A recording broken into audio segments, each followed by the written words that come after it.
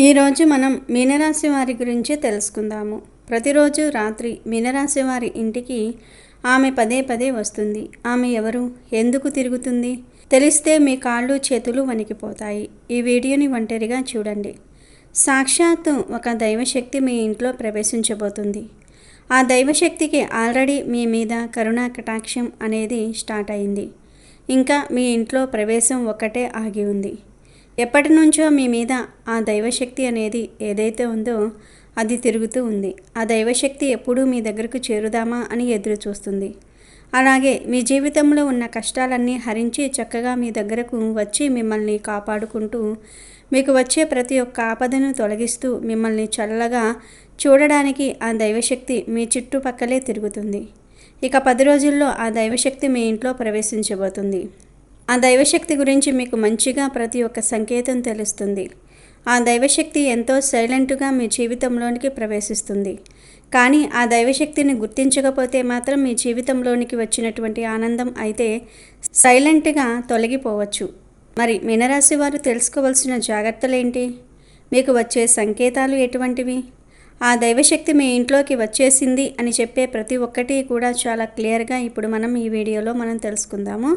Friends, first అయితే ఈ video కనుక మీకు నచ్చినట్లయితే ప్లీజ్ లైక్ చేసి మీ ఫ్రెండ్స్కి షేర్ చేయండి. అలాగే మా ఛానల్ని సబ్స్క్రైబ్ చేసుకోండి. అలాగే ఈ వీడియోని ఎక్కడా స్కిప్ చేయకుండా చివరి వరకు చూడండి. అప్పుడే కదా మేము చెప్పే ప్రతి ఒక్కటి చాలా క్లియర్గా మీకు అర్థమవుతుంది. అలాగే మీ కులదైవం పేరు కామెంట్ చేయండి. జ్యోతిష శాస్త్రం ప్రకారం మీనరాశి 12 రాశులలో చివరిది. రాశి చక్రంలో 12వ స్థానంలో ఉంటుంది. పూర్వభాద్ర 4వ పాదము, ఉత్తరాభాద్ర 1, 2, 3, 4 పాదములు మరియు రేవతి 1, 2, 3, 4 పాదములలో జన్మించిన వారు మీనరాశి వారిగా పరిగణించబడతారు. మీనరాశికి అధిపతి గురుడు. మీనరాశి చిహ్నం 2 చేపలు ఒకదానికొకటి వ్యతిరేక దిశలో కనిపిస్తాయి. ఇది మీనరాశి వారి ద్వంద్వ స్వభావాన్ని సూచిస్తుంది. మీనరాశి ఒక జలతత్వ రాశి. దీనివలన వీరిలో సహజంగానే ప్రవాహ లక్షణాలు, భావోద్వేగాలు, సృజనాత్మకత ఎక్కువగా కనబడుతూ ఉంటాయి. మీనరాశి వారు స్వభావ సిద్ధంగా మృదు స్వభావులు, దయగలవారు. వీరి హృదయం నిర్మలమైనది. వీరికి రహస్యాలు దాచుకోవటం చేత కాదు. ఎవరైనా వీరితో తమ విషయాన్ని చెప్పినట్లయితే వెంటనే దానిని ఇతరులతో పంచుకుంటారు. ఇది కొందరిని నొప్పించాలని మాత్రం కాదు. ఎదుటివారి బాధలను చూసి వీరు కరిగిపోతారు. ఎంతో సానుభూతిని చూపిస్తారు. ఈ రాశి వారికి క్షమించే గుణం ఎక్కువగా ఉంటుంది. వీరు చాలా నమ్మకంగా ఉంటారు. వ్యక్తిత్వంలో వీరికి భిన్నమైన ఆకర్షణ ఉంటుంది. వీరు ఎక్కువగా క్రీడలను ఇష్టపడుతూ ఉంటారు. చాలా విషయాల్లో సున్నితంగా ఉంటారు. పని పట్ల చాలా క్రమశిక్షణతో వ్యవహరిస్తారు. ఆధ్యాత్మిక విషయాలపై ఆసక్తి చూపుతారు. ఆర్థికపరమైన విషయాలపై మంచి అవగాహనతో ఉంటారు. అందుకే వీరికి ఆర్థిక పరంగా ఎప్పటికీ లోటు అనేదే ఉండదు. అయితే వీరు ఏ చిన్న తప్పు చేసినా అంగీకరించరు. మీనరాశి వారు ఆవేశపరులుగా కనిపించినా వారి మనస్సులో దుష్టత్వం ఉండదు. వీరు తమ కోపాన్ని అణుచుకుంటారు. కానీ దానివల్ల వారికే మానసిక ఒత్తిడి ఎక్కువ అవుతుంది. తమపై కోపగించుకున్న వారిని కూడా క్షమించగల మనస్తత్వం కలిగి ఉంటారు. దుష్టులను సైతం మంచివారిగా మార్చే ప్రయత్నం చేయటం వీరి ప్రత్యేకత. పరోపకారమే వీరి స్వభావం. ఇతరుల శ్రేయస్సు కోసం తమను తాము త్యాగం చేసుకోవడానికి సిద్ధంగా ఉంటారు. మీనరాశి వారికి జీవితంలో నేర్చుకోవలసిన అత్యంత కీలకమైన పాఠం వాస్తవ ప్రపంచాన్ని స్వీకరించటం. ఊహల నుండి వాస్తవాలకు రావటం వీరికి పెద్ద సవాలు. జ్యోతిష శాస్త్రం ప్రకారం మీనరాశి వారు సానుభూతి, సేవ, త్యాగం వంటి అద్భుతమైన గుణాలను ఇతరులకు నేర్పడానికి వచ్చారు. వీరు సాధించవలసిన కీలకమైన నిర్ణయాలను స్పష్టంగా తీసుకోవటం, వాటిని అమలు చేయటం, మీనరాశి వారు తమ భావోద్వేగాలను సమతుల్యంగా ఉంచుకోవటం నేర్చుకోవాలి. అన్ని విషయాలను వారిలో వారే భరించకుండా ఇతరులతో పంచుకోవటం ముఖ్యం. అలాగే మీనరాశి వారి స్వీయ అభద్రతా భావాన్ని అధిగమించాలి. ఎక్కువగా భయపడకుండా నిర్ణయాలు తీసుకోవాలి. మీనరాశి వారు తమ కలలను నిజం చేసుకోవడానికి కృషి చేయాలి. వారిలో అన్వేషణ, ఆధ్యాత్మిక అభివృద్ధి, సేవా స్ఫూర్తి చాలా బలంగా ఉంటాయి. వీటిని సక్రమంగా ఉపయోగించుకుంటే వారు గొప్ప జీవితాన్ని సాధించగలరు.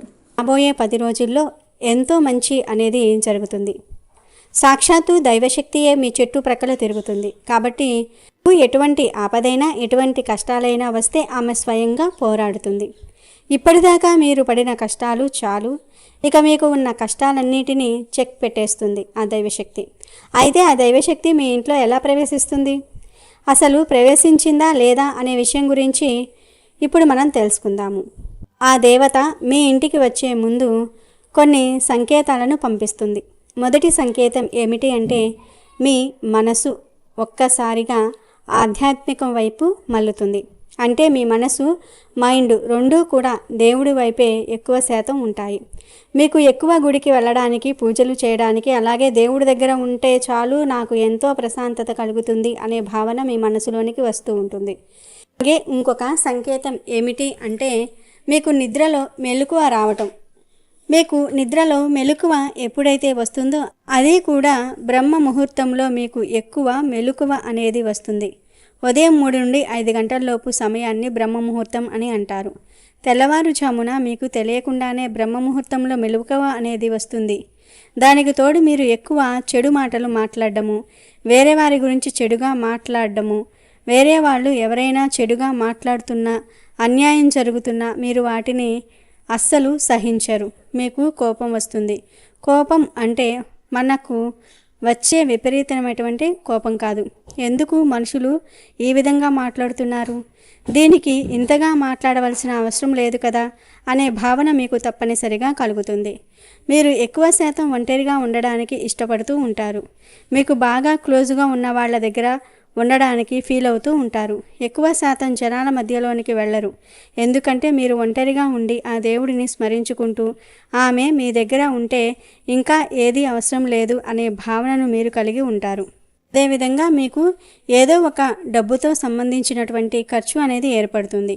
అది కూడా మంచిదై ఉంటుంది. ఎలా అంటే ఏదైనా గుడికి లేదంటే దేని కోసమైనా సరే డబ్బులు ఇవ్వడానికి ఆసక్తి చూపుతూ ఉంటారు.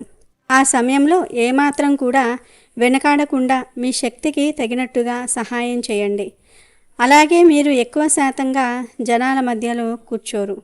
వాళ్ళు మాట్లాడే అనవసరమైనటువంటి మాటల మీద మీకు ఏమాత్రము కూడా ఇంట్రెస్ట్ లేకుండా మీకు ఎంతసేపటికి సేవ, అలాగే దేవుణ్ణి స్మరించుకోవటము, మంచి మాటలు వినటము, ప్రశాంతంగా ఒంటరిగా ఉండి మెడిటేషన్ చేసుకోవటం, ఎక్కువ శాతంగా పీస్ ఆఫ్ మైండ్ అనేది మీకు ఉంటుంది. అక్కడే మనకు అర్థమైపోతుంది కదా.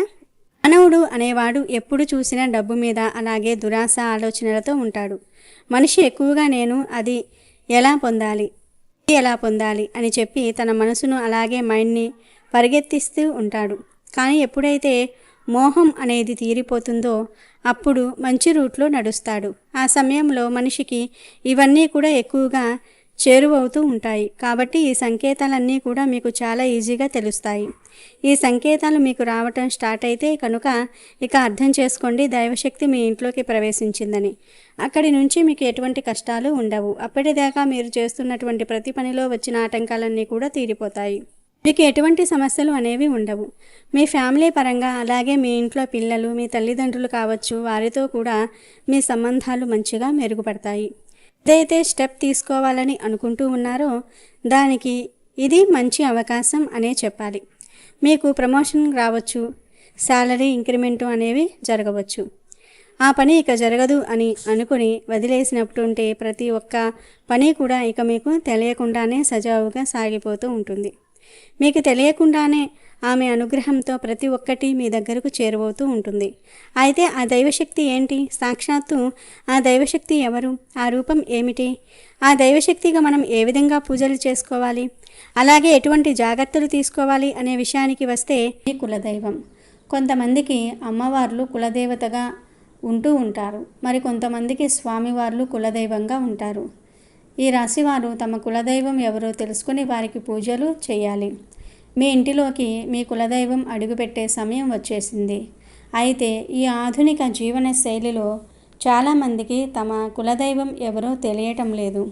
ముఖ్యంగా తాతలు ముత్తాతల కాలం నుండి వస్తున్న ఆచారాలు సాంప్రదాయాలు మరుగున పడటం వల్ల ఈ పరిస్థితి ఏర్పడింది.